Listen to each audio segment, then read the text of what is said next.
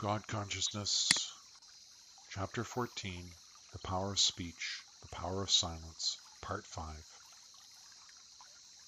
The trick is to be gentle with yourself, and gentle with your attention, and gentle with your intention, and gently come back to being aware of the gap between your thoughts and feelings.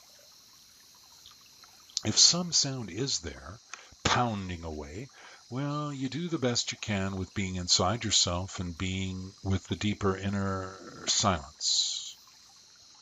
Because it is there. The deep inner silence is there. Make no mistake about that. Even if you do not experience it, so what? It is still there, and it is always there, and it is always waiting for you. You see, I am in that silence, waiting for you. And I am waiting to welcome you to this silent treatment. And it is a treat, this silent silence that is in every loud, noisy noise. Now, more about the power of silence, but in other terms. In this next example, in other terms, I introduce the idea of being silent and not saying anything at all. When to hold your tongue, bite your tongue, and when not to speak, not to say whatever it is that you are about to say that will only complicate your life and the life of others. In some classic religious texts, it says something along the line of only answer yea or nay.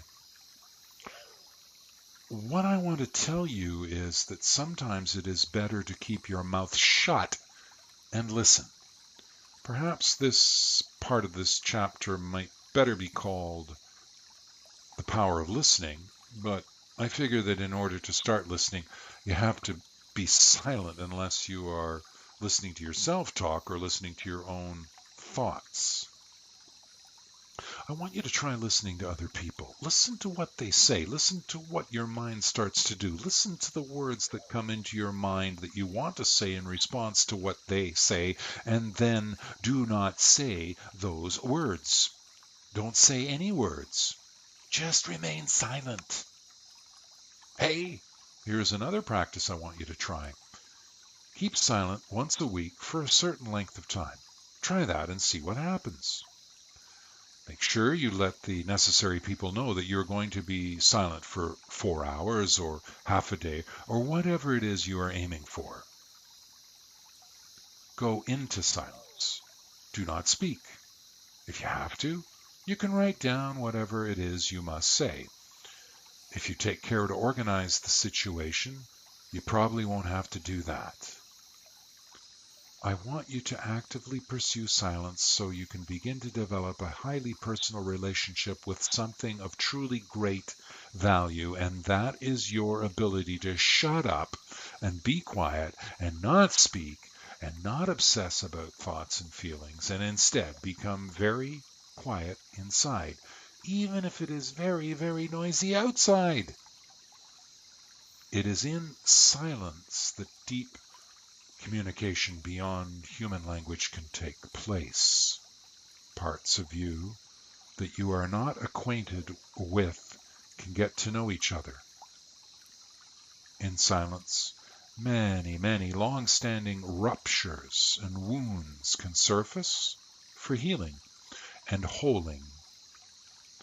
You and I can get to know each other better. You can start to get to know me better. You can even start to hear me more clearly, even though I won't be saying anything at all, except for nothing. No thing.